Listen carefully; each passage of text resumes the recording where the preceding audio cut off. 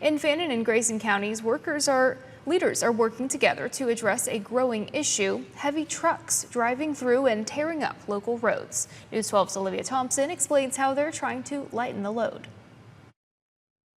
With the growth Fannin and Grayson counties are facing comes an increase in development, but much of it calls for heavy truck traffic that Texas Representative Shelley Luther says is tearing up roads. She announced Wednesday the director of Texas DPS, Colonel Freeman Martin, decided to move a commercial vehicle enforcement task force to Sherman with additional patrols following talks about constituents' road and safety concerns. Luther says Sheriff Cody Shook and Sheriff Tony Benny's commitment to public safety makes a big difference. A lot of these roads, you're seeing a lot of divots, you're seeing a lot of, asphalt being pushed away, creating a lot of potholes, especially near stop signs or intersections. In the future, Cox has hopes to bring on a commercial vehicle enforcement deputy with an eye on weight and further CMV regulations. It's an issue Grayson County Commissioner Josh Marr knows all too well, given this year's through truck traffic restriction discussions during Commissioner's Court. So I think currently there were 2 troopers in the area. This will add a 3rd, which is very needed. This comes after years of county residents struggling to navigate roads like this,